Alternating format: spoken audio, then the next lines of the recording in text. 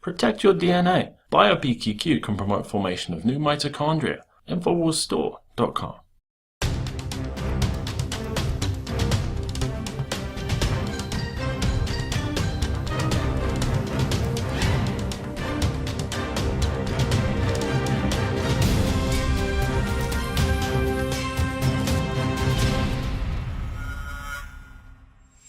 Welcome to the Infowars Nightly News. I'm your host, Jakari Jackson. It's January 21st, 2015, and here's a look at our top stories.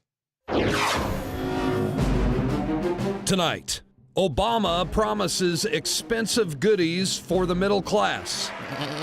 Obama, including free community college.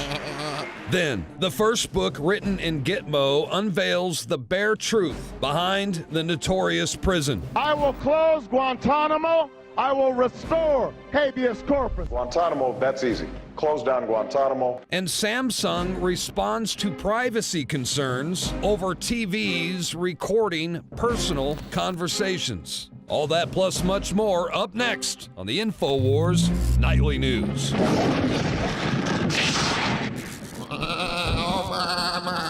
Last night, I had the privilege to watch the State of the Union address. I know many of you didn't. I heard it had the lowest ratings pretty much of Obama's career, and rightfully so. There's many other things that can distract you from what actually went on last night. All I saw was pretty much a performance of somebody reading off a teleprompter and a bunch of empty campaign promises, like he was going to shut down Guantanamo Bay. How many times has he talked about that? And we'll talk about that in just one second. But first, let's go to this article from Kurt Nimmo. Obama's State of the Union, more stolen stuff. Insisting that the shadow of crisis has passed, despite non-government stats and analysis casting serious doubts about that claim. Obama promised free community college, expanding tax credits up to $3,000 per child, and $300 billion over the next 10 years in capital gains tax increases and other taxation schemes imposed on the wealthy, that is to say, the producers. Echoing the now popular income inequality meme pushed by collectivist Democrats, Obama's speech called for involuntary redistribution of wealth. In other words, wholesale theft. Now let's go back to this free college tuition. You guys recall Obamacare. First it was free health care, then it became affordable health care. And I'm wondering if the same thing is going to happen with this community college, because he's saying it's free, even though somebody has to pay for it. Somebody always has to pay for it. And who has to pay for it? The middle class. I guess you would call them the upper middle class. And this ensures that they will never join the higher class, because it's another attack on middle-class families. And they say, yeah, well, Ralph and Peter to pay Paul, get you into the college system, get you an associate's degree, which is pretty much worthless. I had an associate's degree in media production, and nobody wanted to give me a job until eventually Alex did many years later. So it's just a worthless piece of paper. You know, you can go to school, you can become a doctor, an engineer, a lawyer. Degrees are good for things like that, but by and large, an associate's degree won't get you anything, and you can't get any of those previously mentioned jobs if you only have an associate's degree. Let's talk about another aspect of Obama's State of the Union address, Guantanamo Bay. First book written in Gitmo unveils bare truth behind notorious prison. A book written by one of the longest-held detainees of the U.S. Guantanamo Bay prison was finally released on Tuesday, uncovering the abuse the prisoner underwent while in captivity, the book's editor told Sputnik. And it goes on to say that it was supposed to be released years ago, but it had to be classified onto the year 2012 due to the nature of its contents. And we do see that in 2009, President Barack Obama issued an executive order to review the status of the individuals in prison in Guantanamo Bay. And yes, the detainees have gone down in number, but it is still open and operational. And if anybody would say, well, you can't trust the account of the person held in this facility, to be honest, well, I don't think you can trust the account of the people operating the facilities, to be honest, because we've seen the many bizarre things. They make these guys get naked and hug each other. They dress them up in weird outfits. They make them, get in awkward positions with farm animals. All this stuff is public knowledge. You can go find the images for yourself. It's a very bizarre behavior, and this is what's going on. Not only this, the torture reports we've seen, the CIA torture reports, which people in the Senate didn't really seem to care about until they targeted them, being with the spying and all that. Then you have Feinstein and company coming out and saying, we don't like all this stuff. Like, no, you just didn't like being spied on. And I'm sure they didn't enjoy that process themselves. So just more things coming from the State of the Union address. I think the State of the Union is important just for the bare fact you can get the sound bites of Obama saying something. So then 6 months, a year later, when he decides to lie about something, he's like, no, you said it back during the State of the Union address. And something he didn't really touch on, which I was somewhat surprised, was the firearm ownership in this country. Because we have seen President Barack Obama and his crew, Feinstein that I previously mentioned, come after guns. And to anybody would say, well, you guys keep saying Obama wants to come after guns. He hasn't come after them. Okay, let me hip you to something. Back when Dianne Feinstein was running her anti-gun campaign and continues to do so, but when she was hot and heavy previous years, President Obama said he would sit back and sign whatever legislation Dianne Feinstein was able to come across. So yeah, he wasn't actively out there, every day rah-rah like she was, but he said, I'll sign whatever she comes up with. So in my book, that makes him just as guilty as what she was doing. But even though those two have kind of faded out from the spotlight, we do have new contenders. Arizona lawmaker makes moves to end private gun sales without a background check. And this is Representative Randall Freese.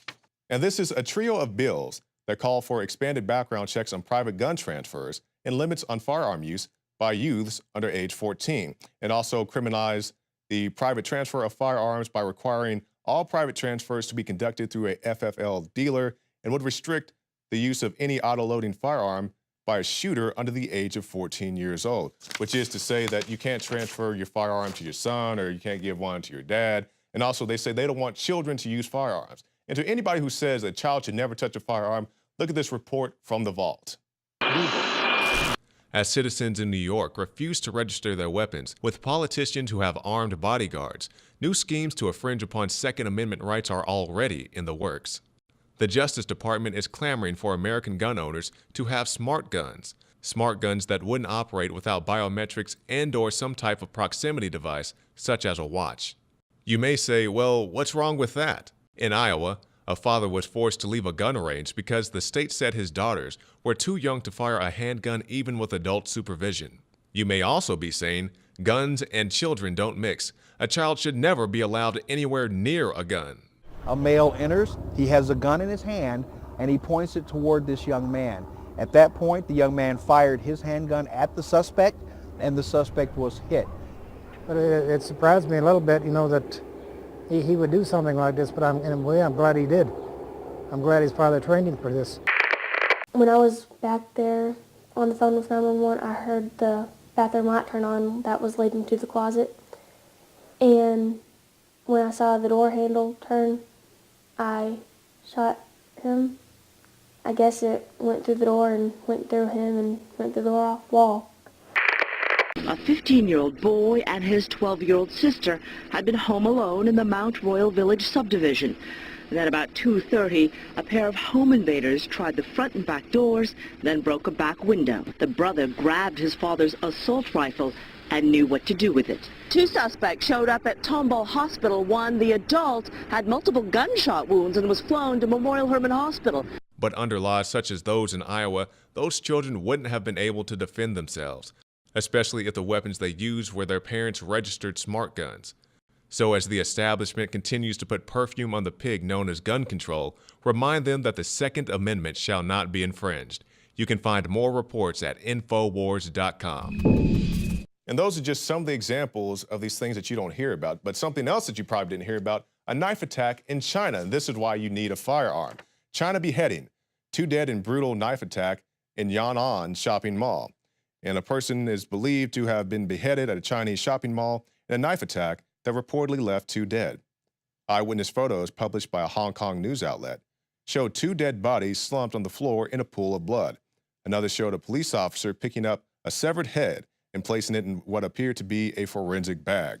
So yeah, they'll say like U.S. has higher gun violence, which yes, we do, but that doesn't mean that violent crime doesn't happen in other parts of the world. You have knife attacks, you have rapes, you have strong arm robberies. Many of these things go on in other parts of the world, and we don't really have those problems so much here in the United States of America. And more to that point, I have a graph here that shows the FBI crime statistics. And this is available on FBI.gov, and these are the violent crime offense figures. And they go from 2009 to 2013, and you can see from 2009 to 2013, we had a stark decline in violent offenses. So yes, we do have violent offenses here, gun violence here, but we also have many other things that we don't have.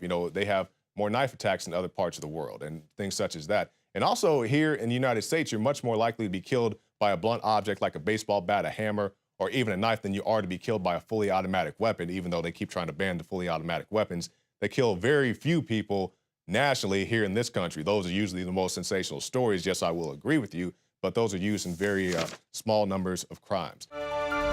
City of Austin tap water versus filtered City of Austin tap water. I can taste dirt in it. God knows what's in this. This has an aftertaste. Tastes like Austin water? Yeah, it does. Ugh. These people just sampled City of Austin tap water straight from the faucet. Next, we had them try a sample of tap water filtered through the ProPure G2.0 filtration system. High quality H2O. That one is better. Tastes like nothing. Yep, I know what good water tastes like. It's good water. Most tap water contains added substances like fluoride, chlorine, Monsanto's deadly pesticide, glyphosate, and many others. Studies prove that these substances are linked to an assortment of major health issues, including tooth decay, lowered IQ, and even cancer. It tastes like you're drinking out of the lake when you're drinking tap water. Yeah, it has that processed flavor to it. The ProPure G2.0 filtration system removes these deadly substances and many more, leaving only fresh-tasting, deliciously clean water. Okay, this is very tasty. It's good water. Refreshing. It's good. Go to InfoWarsStore.com today. Use promo code WATER and save 10% off your ProPure purchase. Again, that's InfoWarsStore.com or call 1-888-253-3139.